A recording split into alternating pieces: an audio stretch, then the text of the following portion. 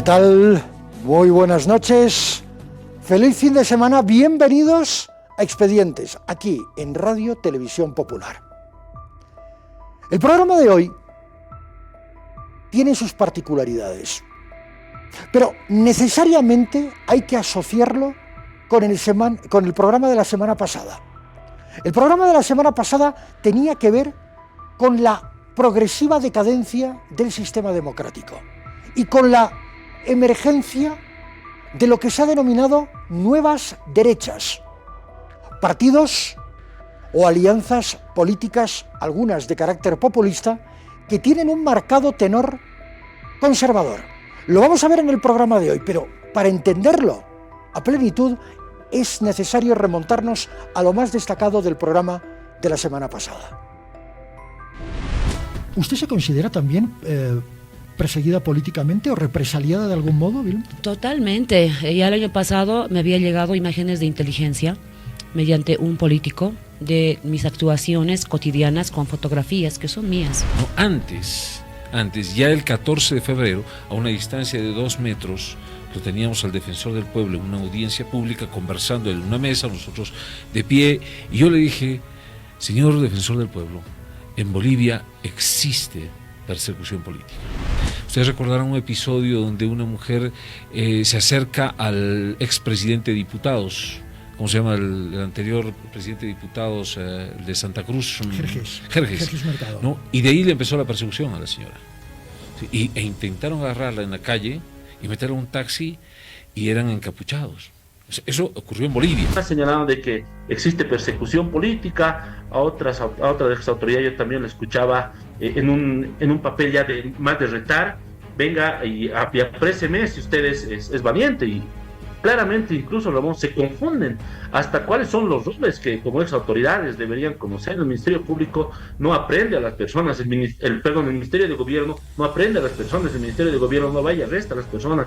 Existe un procedimiento, tiene que haber un orden judicial, tiene que haber un requerimiento fiscal y otros procedimientos en los cuales las competencias para realizar este tipo de procedimientos no recaen sobre el Ministerio de Gobierno. Ambos señalan que en el país hay persecución política del gobierno. Al mismo tiempo, en el aeropuerto Jorge Wilstermann de Cochabamba, un grupo de personas agrede física y verbalmente al exministro de Gobierno, Carlos Romero.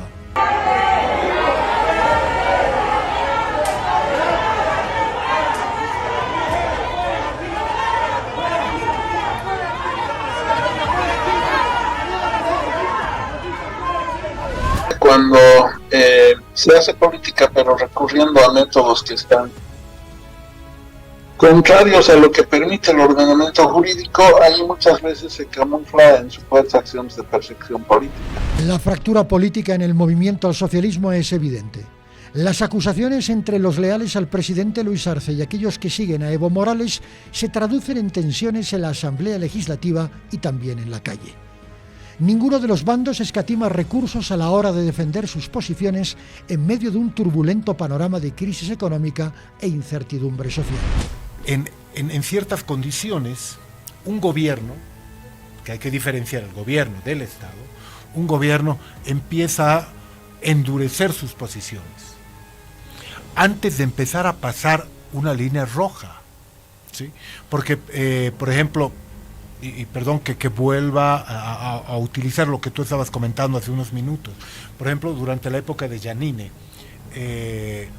o sea, tú veías a la policía entrarse sin una orden de sin un mandamiento de apremio, sin una orden ni nada, por las paredes para empezar a buscar a los ex vocales del Tribunal Supremo Electoral, ¿sí? O tenías aproximadamente 1.200 personas masistas, parte de una lista elaborada de manera muy cuidadosa por el ex ministro de Gobierno, por Murillo. Acá en Bolivia hay persecución política, es el hecho de que hay miles de bolivianos que han conseguido refugio en otros estados, en otros países. Sí, hay persecución política. Se ha convertido en un estado policiaco, en un estado gendarme, un estado que persigue a líderes políticos, que no permite que del país los ciudadanos emitamos el libre pensamiento de forma pública. Pero he hecho un video donde le pregunto a la gente: ¿ustedes están de acuerdo con lo que dice el Comité Cívico de Santa Cruz, sí o no? Fruto de eso, Ramón, estoy enjuiciado. Piden 8 años de cárcel porque he hecho un video. Como he dicho varias veces, cambian en el MAS, cambian las caras, pero no las mañas. ¿A qué se refiere? No, que sigue siendo un modus operandi la judicialización de la persecución política, ¿no? Procesos abiertos por izquierda y por derecha. Organismos de derechos humanos, entre ellos la Comisión Interamericana de Derechos Humanos, dependiente de la Organización de Estados Americanos, señalan que en Bolivia hay una judicialización de la política, pero no se utiliza el concepto de persecución política. La cuestión es, ¿por qué? De acuerdo con la definición del Centro de Justicia y Paz, en virtud de los artículos 7.1h y 7.2 del Estatuto de Roma, la persecución política comprende todas aquellas acciones desde el Estado tendientes a reprimir a una persona por una ideología política diferente a aquella que ejerce el poder, utilizando para ello todos los recursos a disposición del propio Estado. Al otro lado de la línea Zoom tenemos esta noche a Javier El Agués, representante de la Human Rights Foundation en Bolivia. Me ha tocado como abogado de la organización venir a Bolivia ahora a verificar la situación de los presos políticos más prominentes, digamos, porque estamos representando a uno de esos presos políticos, al gobernador Luis Fernando Camacho. ¿Qué señalaría? ¿En qué lugar se encontraría Bolivia en ese termómetro de la democracia, de respeto a la democracia, la institucionalidad democrática, Javier? Buena, excelente pregunta. Nosotros, de los 190 y tantos países que hay en el mundo, si uno incluye territorios, sobrepasan los 200. Nosotros los clasificamos internamente a todos. Vamos a publicar a partir del año que viene ya un índice que va a estar públicamente disponible, similar al de Freedom House, o al de VIDEM o al del Economist Intelligence Unit, y dividimos al mundo en 3 tipos de países. Uno, democracias. Democracias son el 50% de los países del mundo aproximadamente, y el otro 50%, que son 97, 98 países, lo consideramos autoritarios. Dentro de esos autoritarios están los autoritarios completos, o lo que tradicionalmente se conocen como dictaduras, y los autoritarismos híbridos, o estas dictadura todavía en proceso. En Freedom House medimos el estado de la democracia a través de un reporte llamado Libertad en el Mundo. Y lo que ese reporte ha demostrado durante los últimos 15 años es que cada año más países experimentan un declive de los derechos políticos y de las libertades civiles. De acuerdo con Freedom House, las libertades sufrieron un deterioro en 60 países en 2023 y solo mejoraron en 25. Asimismo, el Instituto VIDEM de la Universidad de Gotemburgo, Suecia, revela que 33 países están en un proceso de autocratización. Aunque parezca mentira, en Estados Unidos ha habido un retroceso en el respeto a la democracia durante la última década, pero se agudizó durante el gobierno del presidente Donald Trump. Trump, por ejemplo, no reconoció los resultados de las elecciones del año 2020 y el 6 de enero de 2021 promovió una violenta movilización en Washington que tomó el Capitolio para impedir la certificación de la victoria electoral del entonces candidato Joe Biden. Ese es el tipo de comportamiento que vemos en países tradicionalmente autoritarios. Afortunadamente, en Estados Unidos, las instituciones resistieron. Las Cortes, por ejemplo, rechazaron el falso fraude electoral, pero vemos que el expresidente Trump y sus aliados continúan con esa narrativa.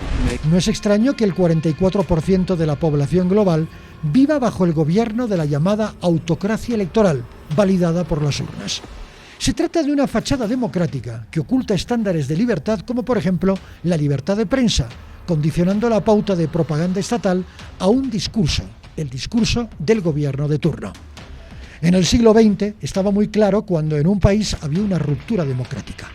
En este siglo los autócratas usan una receta que funciona muy bien y se basa en 3 elementos: populismo, polarización y posverdad. La pregunta es, ¿en Bolivia se cumplen estos 3 ingredientes que atentan contra el Estado de Derecho?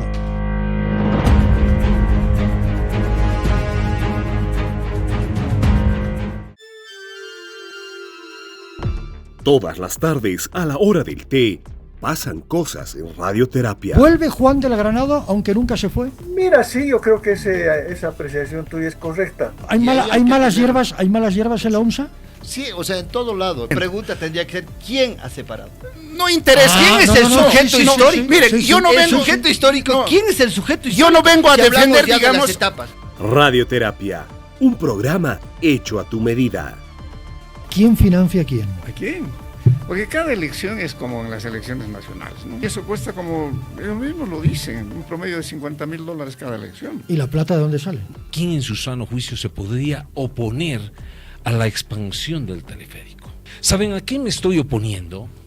Al sobreprecio, al robo al país.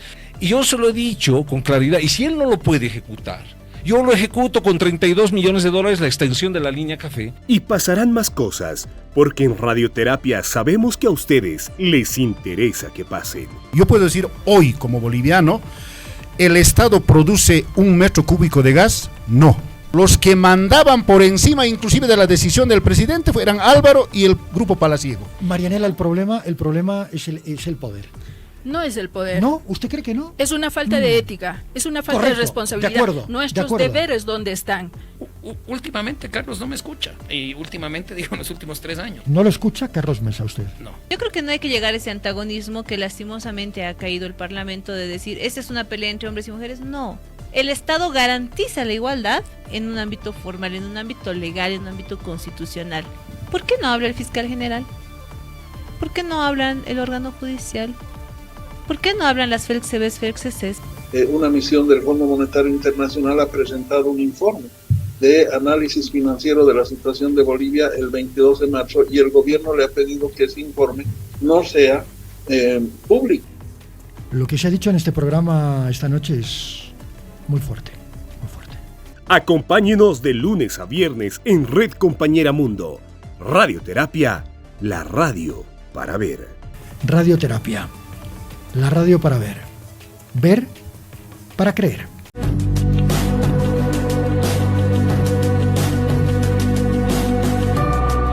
Por regla general, y sobre todo por salud mental, no suelo leer comentarios en redes sociales. Hay redes sociales que son naturalmente de Portafolio Producciones y tenemos personas que las gestionan. Yo no leo ningún tipo de comentarios. Si hago mucho caso aquellos comentarios de personas con las que me cruzo, con las que me encuentro permanentemente en la calle. Gente del pueblo, gente normal, que tiene sus complicaciones para llegar a fin de mes como todo el mundo, y gente que me dice, esta parte del programa me ha gustado mucho, esta parte del programa no me ha gustado tanto. Yo siempre escucho absolutamente todas las sugerencias, y una de estas sugerencias es la que gesta, la que dio origen al programa de esta noche. Alguien me preguntó el otro día en la calle, ¿existen las nuevas derechas en Bolivia, como siempre dice el presidente Luis Arce? Y si existen, ¿qué características tienen? Vamos a repasar una perspectiva global de lo que se considera la emergencia de los partidos conservadores, particularmente en Europa. Vamos con ello.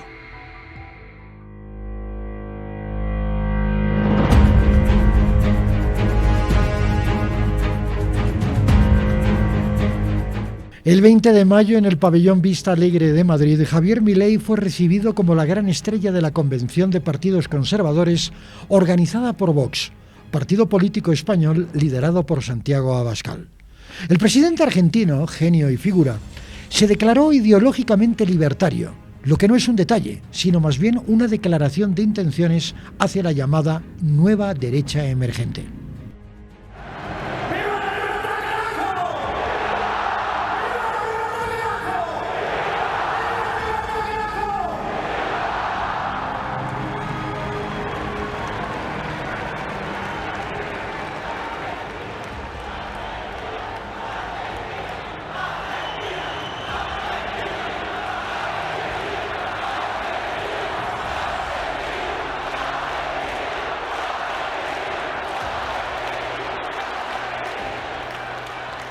Hola a todos, yo soy el león. Rugió la bestia en medio de la avenida. Lloran los zurdos sin entender. Panic Show a plena luz del día. ¡Vamos!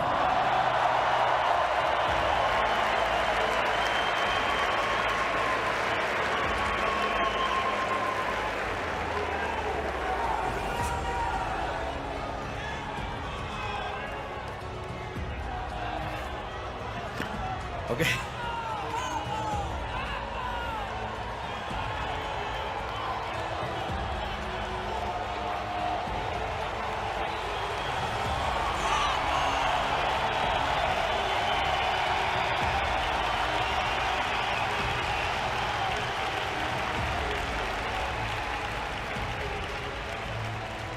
Para comenzar, quiero darle las gracias a los organizadores del Viva, a Vox y a mi querido amigo Santiago Abascal por invitarme a estar aquí con ustedes hoy.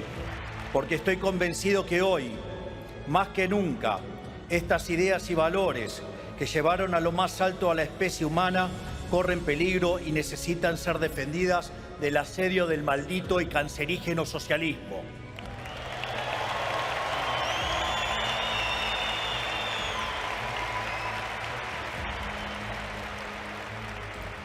El socialismo, esa ideología que está pintada de una pátina altruista que básicamente esconde lo peor del ser humano, que es la envidia, el odio, el resentimiento, el trato desigual frente a la ley y, si es necesario, el asesinato, porque nunca se olviden que los malditos socialistas asesinaron a 150 millones de seres humanos.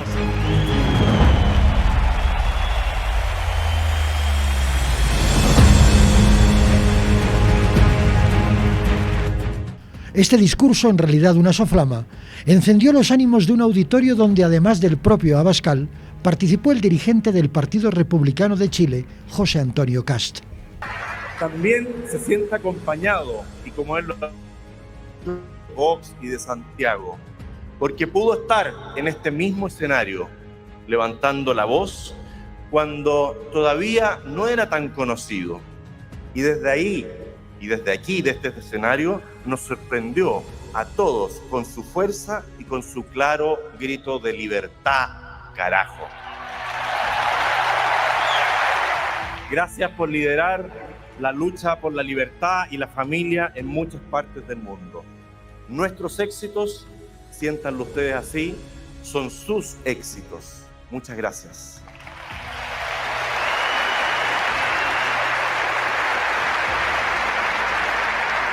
Y vuelvo al megáfono. También desde México, Verástegui, que está aquí, da las gracias a Vox. ¿Ah?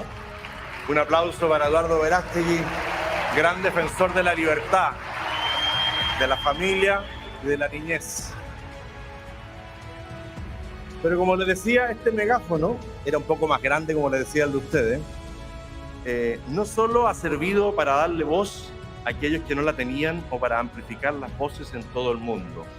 Este megáfono también ha sido un instrumento para detener a la izquierda en su nefasta ideología aquí en España. Y lo decimos fuerte y claro. El modelo que siguen Milei y Kast coincide con el de Giorgia Meloni. Primera ministra de Italia y líder de Hermanos de Italia, Meloni es uno de los rostros más visibles de la derecha europea. Vosotros sois el único futuro posible para Europa.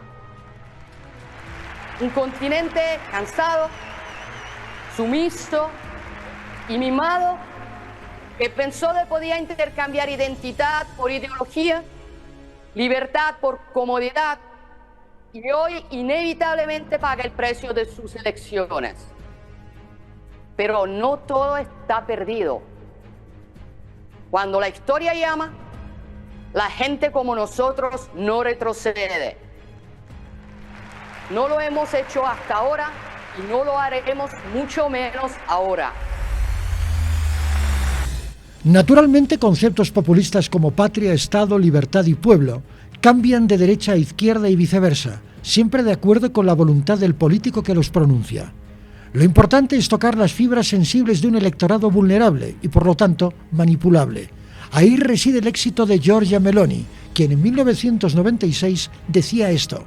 Moi, je crois que Mussolini, c'était un bon politicien. En 2022, lejos de moderar su discurso, afirmaba: La derecha italiana ha relegado el fascismo a la historia desde hace décadas. Tal y como reza el manual del prefecto populista, Giorgia creció en una modesta familia romana. Dio sus primeros pasos en política en el movimiento social italiano de Gianfranco Fini. Ella militó en un partido declaradamente posfascista.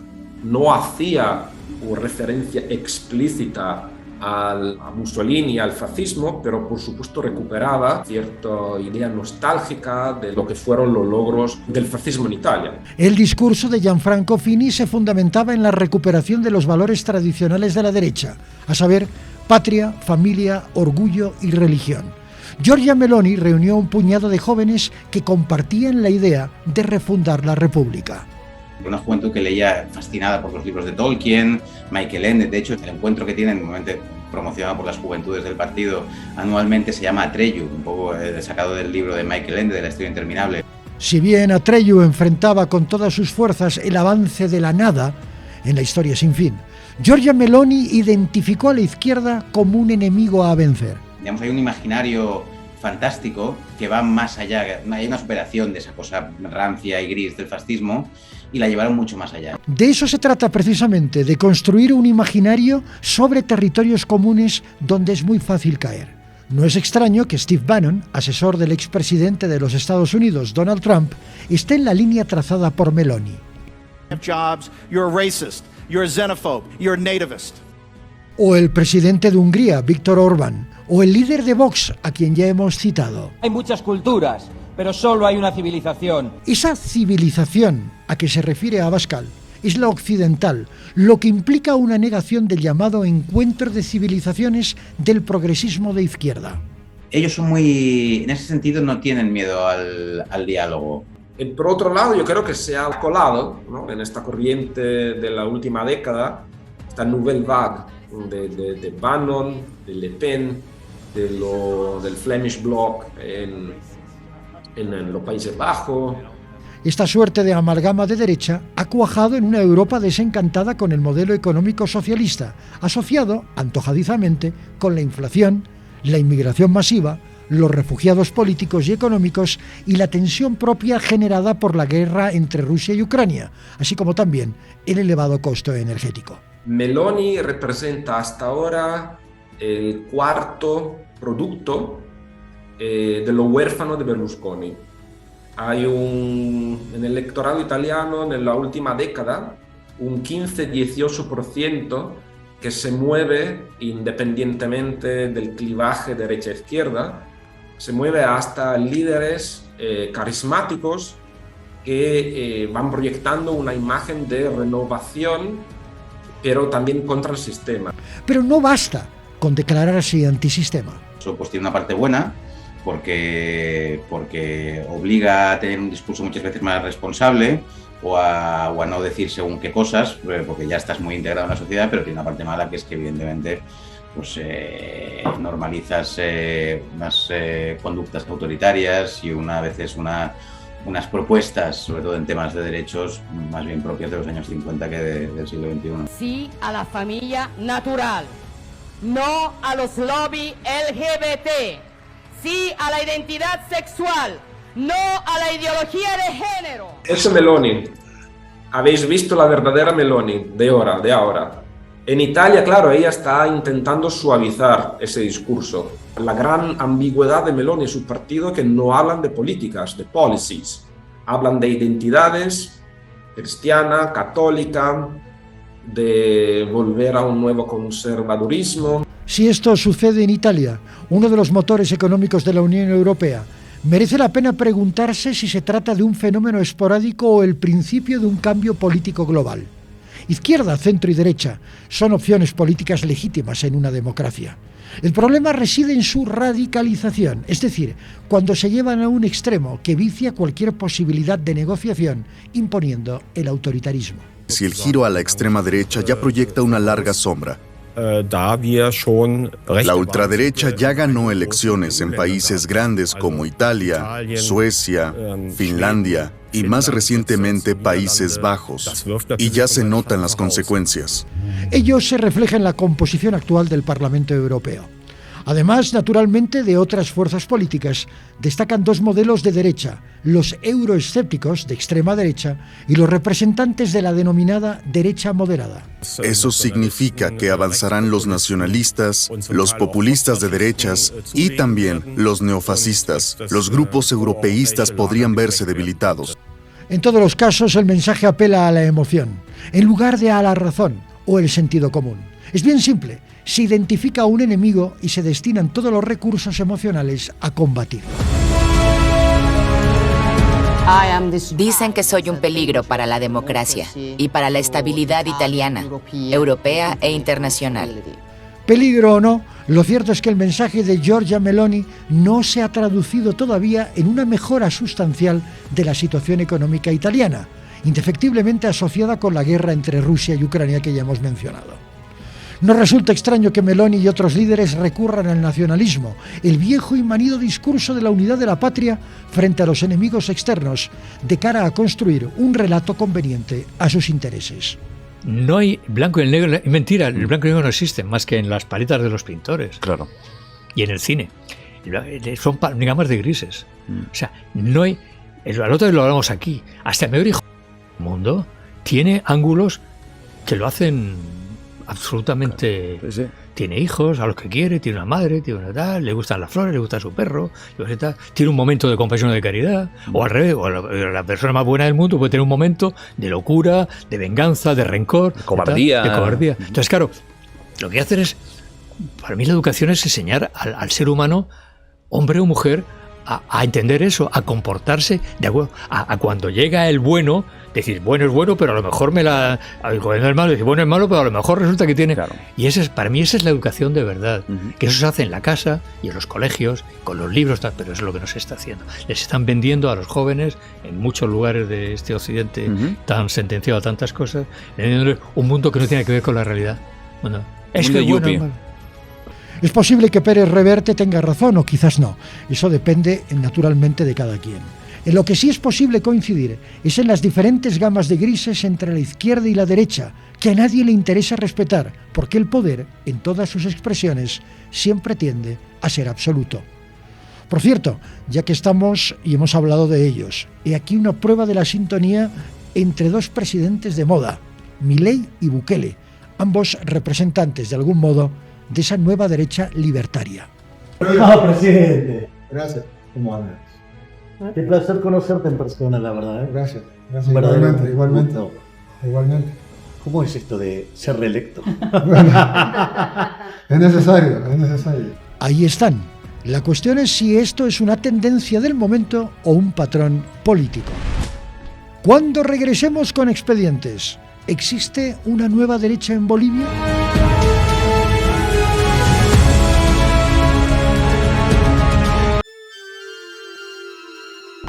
Todas las tardes, a la hora del té, pasan cosas en Radioterapia. ¿Vuelve Juan del Granado, aunque nunca se fue? Mira, sí, yo creo que esa apreciación tuya es correcta. ¿Hay malas hierbas en la UMSA? Sí, o sea, en todo lado. Pregunta tendría que ser, ¿quién ha separado? No interesa. ¿Quién es el sujeto histórico? Miren, yo no vengo... sujeto histórico. ¿Quién es el sujeto histórico? Yo no vengo a defender, digamos...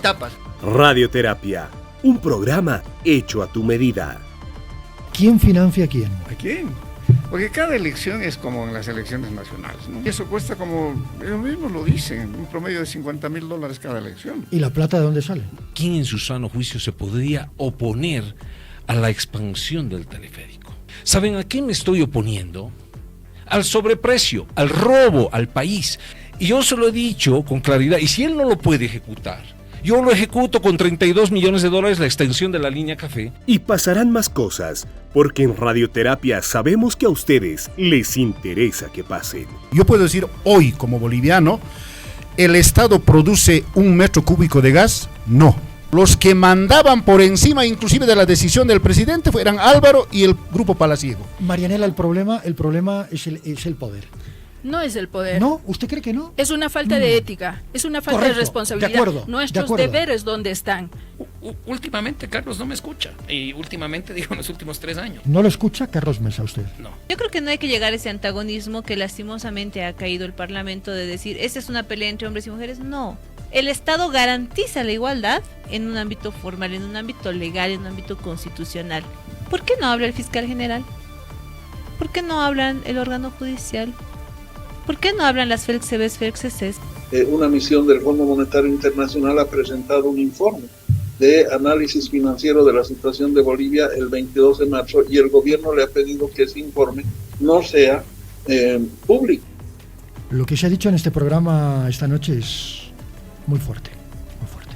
Acompáñenos de lunes a viernes en Red Compañera Mundo. Radioterapia, la radio para ver. Radioterapia, la radio para ver. Ver para creer.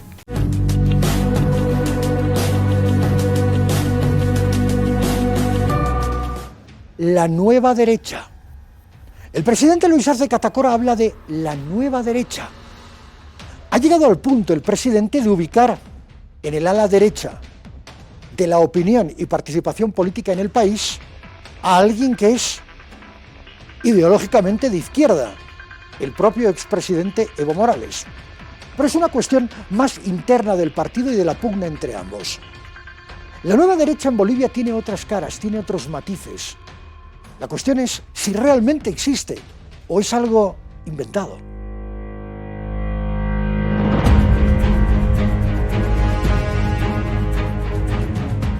El presidente Luis Arce lo tiene muy claro. En el plano interno, en la actualidad muchas fuerzas oscuras y antipatrióticas externas e internas conspiran contra la integridad de la patria a través de operaciones híbridas como golpes suaves, el sabotaje a la economía mediante siembra de zozobras, rumores y percepciones, tácticas de manual de potencias imperiales que sin disimulo alguno quieren controlar el litio, las tierras raras, el agua dulce y los recursos estratégicos.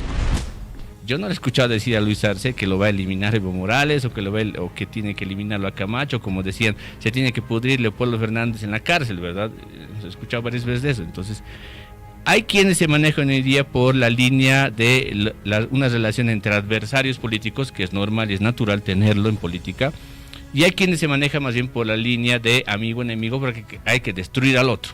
Entonces, quienes están en esa línea de la relación amigo-enemigo, creo que hoy día se equivocan. Perdón Marcelo, quiero hacer un matiz aquí, ¿quién metió en la cárcel con prisión preventiva a Yanine Áñez? Claro. Sí. ¿Quién detuvo el 28 de diciembre de 2022 de una forma muy cuestionada y cuestionable a Luis Fernando Camacho, Luis Arce, ¿no? Sí. Es decir, Exactamente. Pero estoy hablando del discurso, ¿no? No, claro.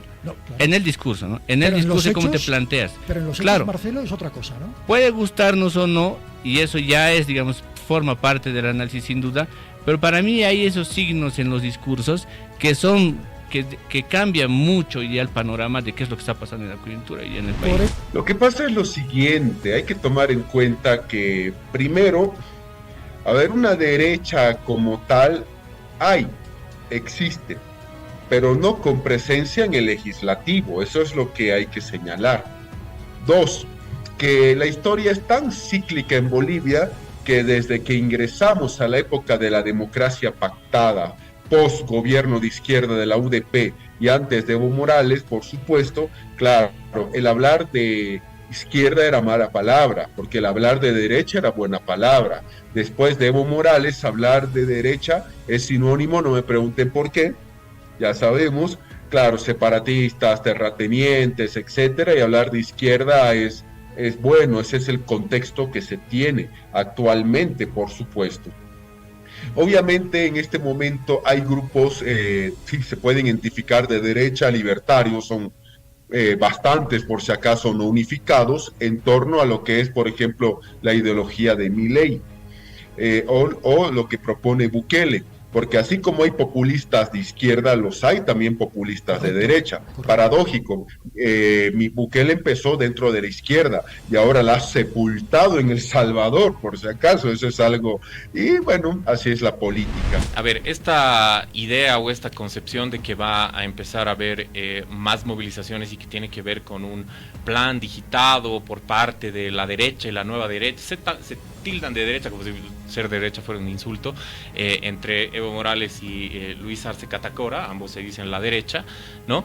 Pero que estaría urdido por una, digamos, una concomitancia, un complot, ¿no? Una conspiración entre nosotros y el evismo, nosotros desde Comunidad Ciudadana y Creemos, no tiene nada que ver. Es decir, el sentir generalizado de las personas es que ya no los pueden engañar más, que ya se sienten el precio de las cosas, que tenemos una inflación oculta, que tenemos los precios inflados, que hay falta de ciertos insumos básicos, que los medicamentos están faltando, que básicamente ya hay amenazas inclusive de subir el precio del transporte sin siquiera haberse eliminado la subvención a la gasolina. Es decir, la gente ya está sintiendo en su bolsillo. ¿Y cómo vota la gente, querido Ramón?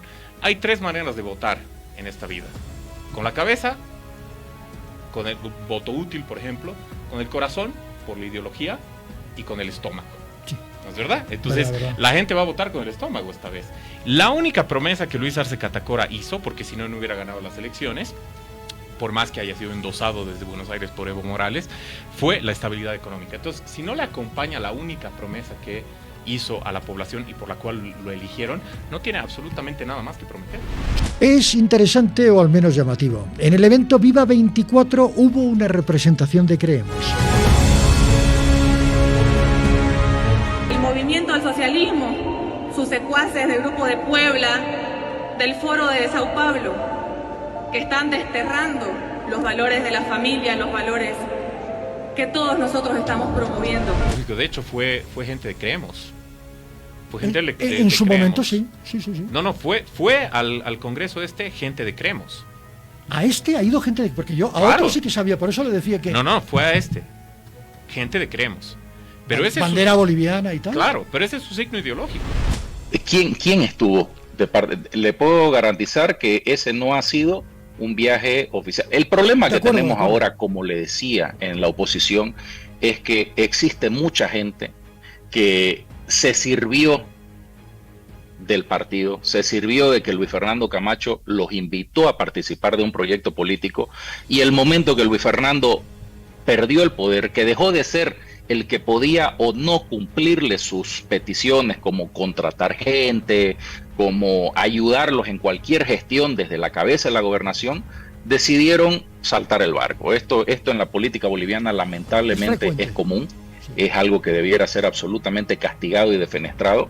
Entonces, te puedo garantizar que esa reunión no ha sido algo aprobado por Creemos. Ahora, al margen de eso, yo puedo decir que lo conozco al diputado de Vox que vino a Bolivia y que fue expulsado por Evo Morales perdón, se me va el nombre. No se preocupe, lo vamos a buscar. No, ahora mismo no tampoco. Sí, si me puedes ayudar, que él estuvo acá en Bolivia, vino inclusive acompañado por la actual vicepresidenta Victoria Villarruel de Argentina. Estuvieron con él, yo estuve con él. Es una persona que el día que se enteró que lo habían secuestrado a Luis Fernando Camacho, se vino hasta Bolivia, cosa que después le costó la expulsión de Bolivia. Fueron y le entregaron sus papeles de expulsión en el avión.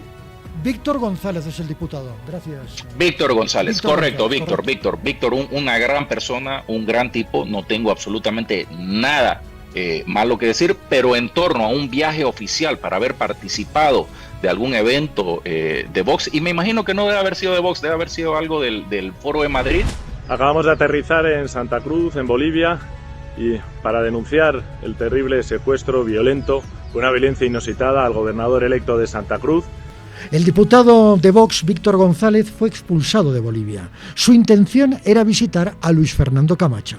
El gobierno de Arce ha iniciado una campaña judicial, en el caso del presidente del Comité Pro Santa Cruz, de Rómulo Calvo, tiene más de 25 denuncias distintas de procesos abiertos, y Luis Fernando Camacho, inicialmente cuando le detienen es por una violación que supuestamente cometió cuando tenía 8 años.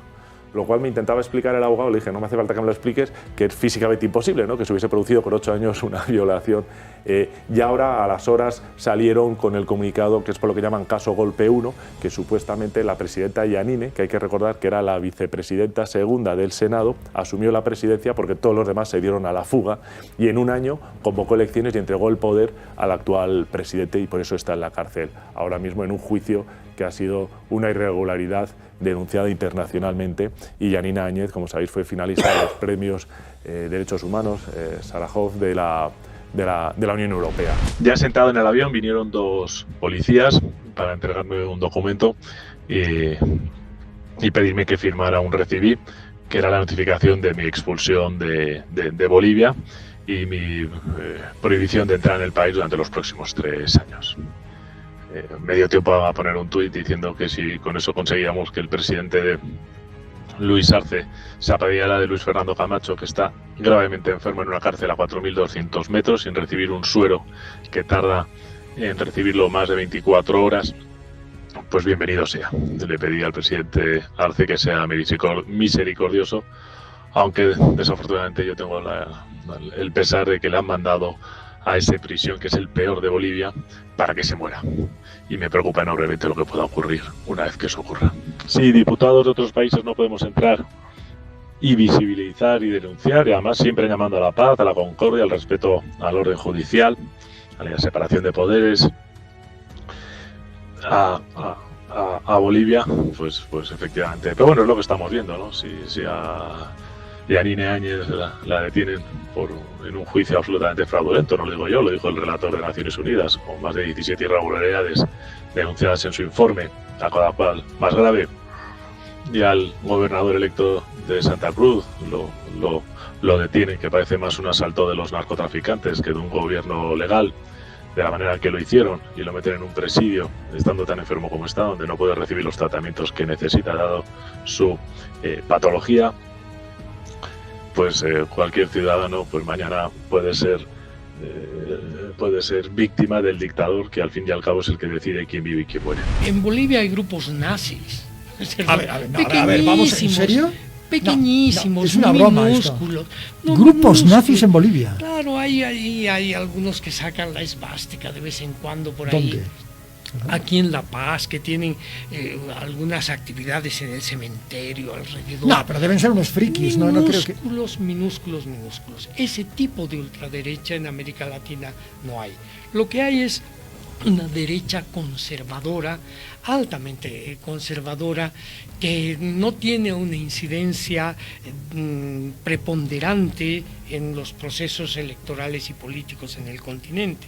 En Bolivia la hay, están vinculados a sectores que se expresan siempre en las elecciones y que terminan siendo parte de un 8%, 7% minoritario en la derecha conservadora en el país. En esa reunión que se ha llevado a cabo en Madrid este pasado fin de semana, de acuerdo a José Manuel Ormachea, diputado de Comunidad Ciudadana, había presencia de miembros de Creemos, o sea, el partido de Luis Fernando Camacho. Lo que está claro es que entre los invitados internacionales, que eran muchos, los habían de muchos países, ya ha nombrado usted algunos, habían otros de menos preponderancia, pero hasta el momento ningún boliviano estaba sentado en una fila importante como para destacarse entre ellos. No importa, si están en el grupo, con la bandera ahí ya llaman la atención.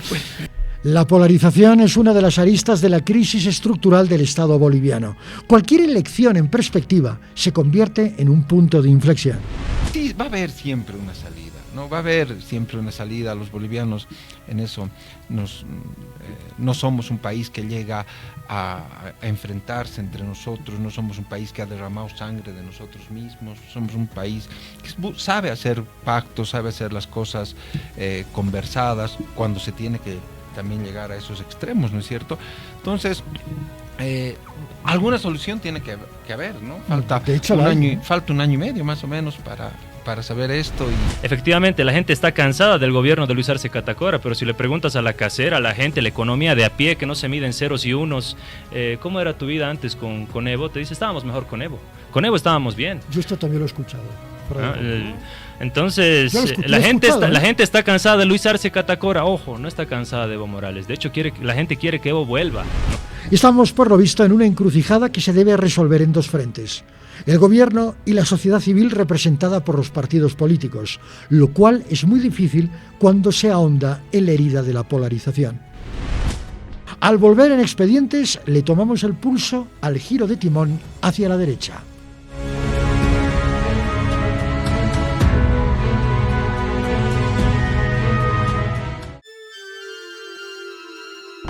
Todas las tardes, a la hora del té, pasan cosas en Radioterapia. ¿Vuelve Juan de la Granada, aunque nunca se fue? Mira, sí, yo creo que esa apreciación tuya es correcta. ¿Hay malas hierbas en la UNSA? Sí, o sea, en todo lado. Pregunta tendría que ser: ¿quién ha separado? No interesa. ¿Quién es el sujeto histórico? Miren, yo no vengo. ¿Sujeto histórico? ¿Quién es el sujeto histórico? Yo no vengo a defender, digamos, etapas. Radioterapia, un programa hecho a tu medida. ¿Quién financia a quién? ¿A quién? Porque cada elección es como en las elecciones nacionales, ¿no? Y eso cuesta, como ellos mismos lo dicen, un promedio de $50,000 cada elección. ¿Y la plata de dónde sale? ¿Quién en su sano juicio se podría oponer a la expansión del teleférico? ¿Saben a qué me estoy oponiendo? Al sobreprecio, al robo al país. Y yo se lo he dicho con claridad, y si él no lo puede ejecutar, yo lo ejecuto con $32 millones la extensión de la línea café. Y pasarán más cosas, porque en Radioterapia sabemos que a ustedes les interesa que pasen. Yo puedo decir hoy, como boliviano, ¿el Estado produce 1 metro cúbico de gas? No. Los que mandaban por encima inclusive de la decisión del presidente eran Álvaro y el Grupo Palaciego. Marianela, el problema es el poder. No es el poder. ¿No? ¿Usted cree que no? Es una falta de ética, es una falta de responsabilidad. De acuerdo, Nuestros deberes, ¿dónde están? Últimamente Carlos no me escucha. Y últimamente, digo, en los últimos 3 años. ¿No lo escucha Carlos Mesa usted? No. Yo creo que no hay que llegar a ese antagonismo que lastimosamente ha caído el Parlamento de decir, esta es una pelea entre hombres y mujeres. No. El Estado garantiza la igualdad en un ámbito formal, en un ámbito legal, en un ámbito constitucional. ¿Por qué no habla el fiscal general? ¿Por qué no hablan el órgano judicial? ¿Por qué no hablan las FELCSEBES, FELCSES? Una misión del Fondo Monetario Internacional ha presentado un informe de análisis financiero de la situación de Bolivia el 22 de marzo y el gobierno le ha pedido que ese informe no sea público. Lo que se ha dicho en este programa esta noche es muy fuerte, muy fuerte. Acompáñenos de lunes a viernes en Red Compañera Mundo. Radioterapia, la radio para ver. Radioterapia, la radio para ver. Ver para creer.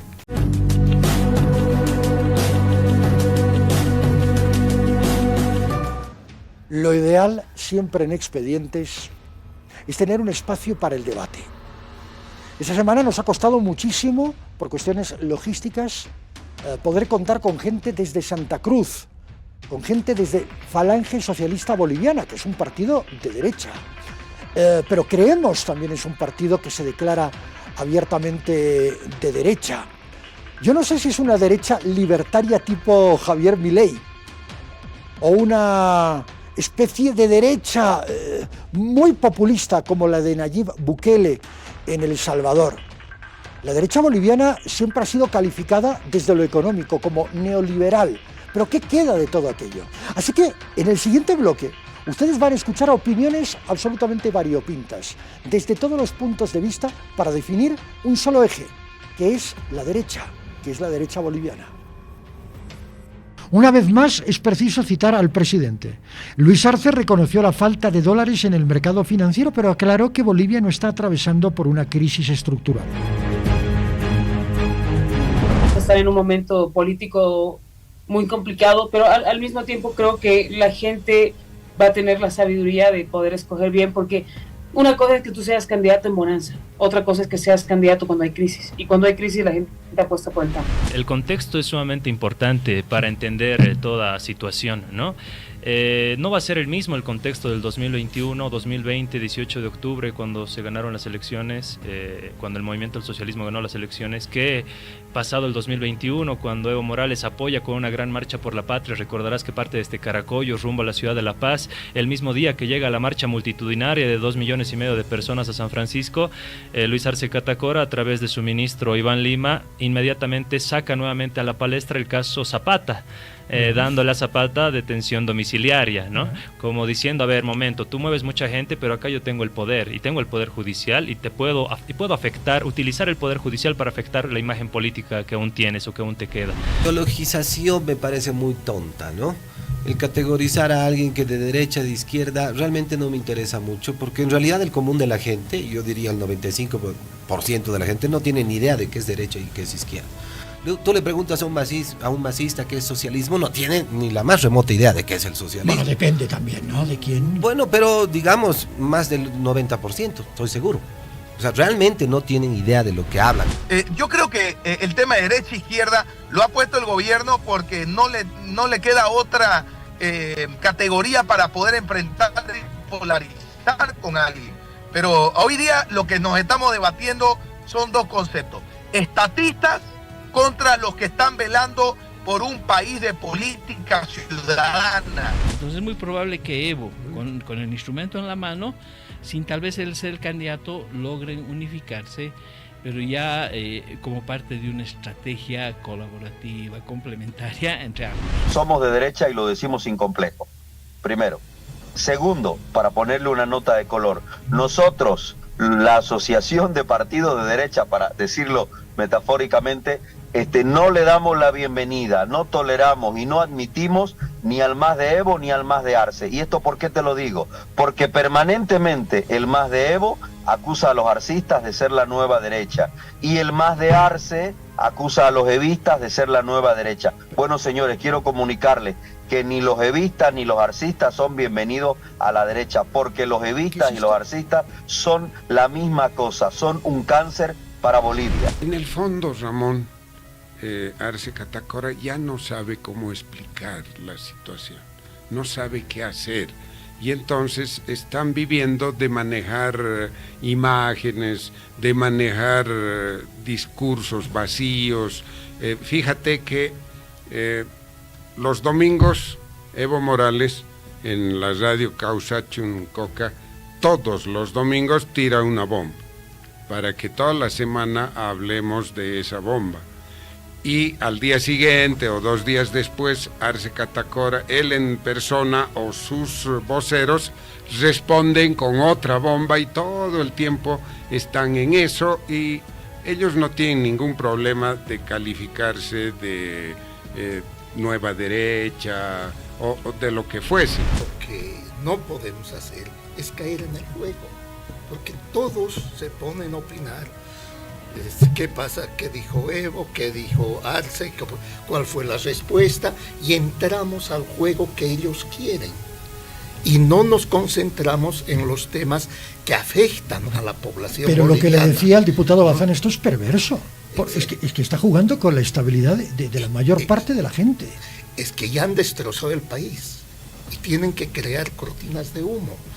Entonces lo que la gente ahora está hablando es que el dinero no les alcanza, que los precios han aumentado, que no hay dólares, que no hay gasolina. Ese es el tema central de la población.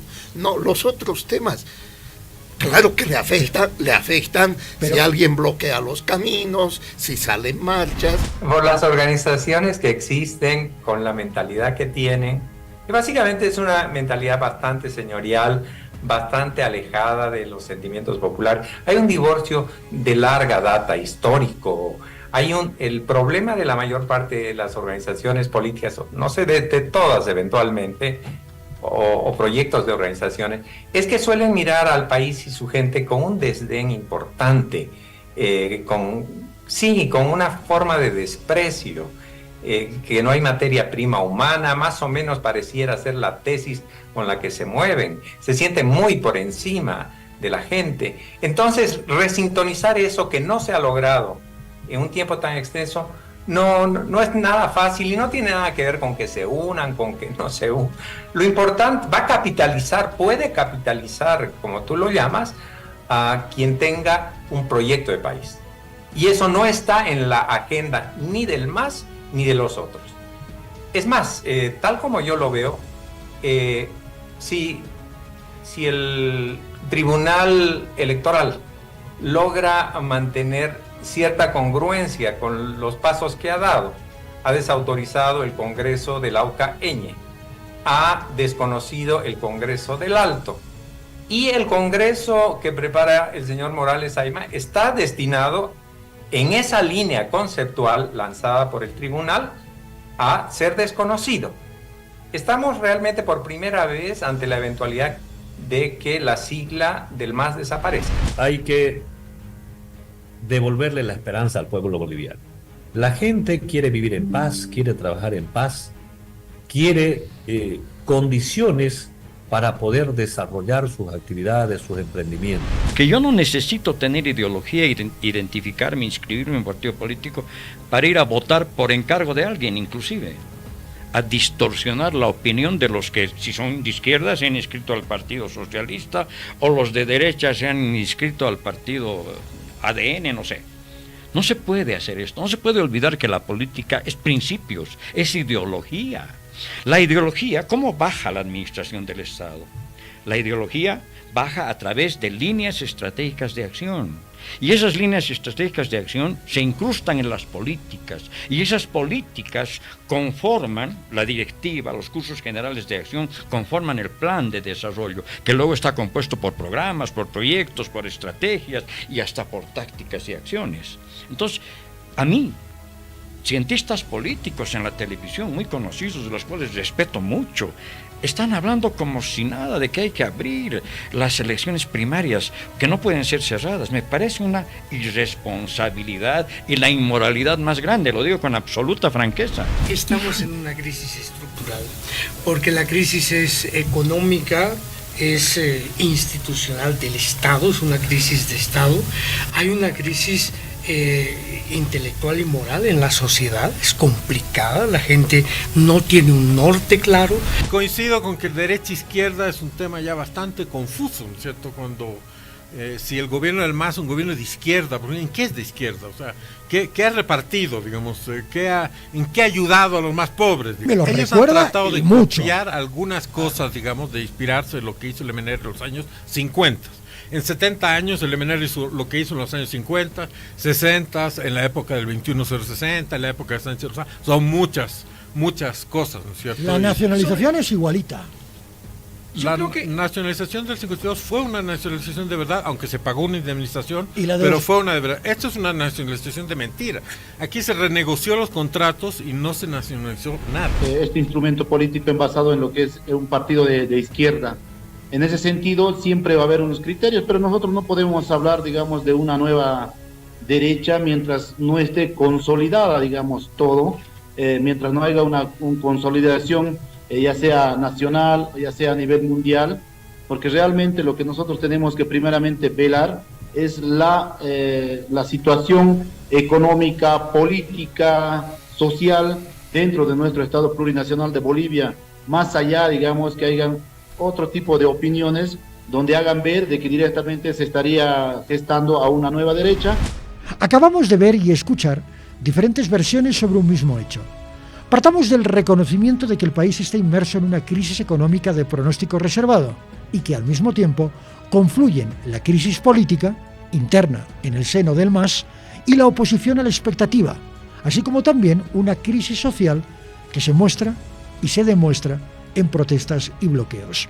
Es una especie de tormenta perfecta que pondrá a prueba una vez más el temple de los bolivianos para pactar una solución.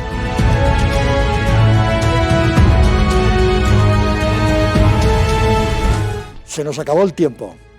Una hora para contar algo que podría llevarnos un documental entero fácilmente de unas 2 horas y media. Es muy complejo el mundo de la política y esta polarización entre izquierda y derecha definitivamente es digna de un estudio mucho más profundo que seguramente en algún otro momento aquí trataremos en Expedientes. De momento, ya les anticipo que la próxima semana vamos a ver o vamos a analizar o tratar de analizar la penetración del narcotráfico y del contrabando en la economía boliviana. Será hasta el próximo sábado. Muchas gracias.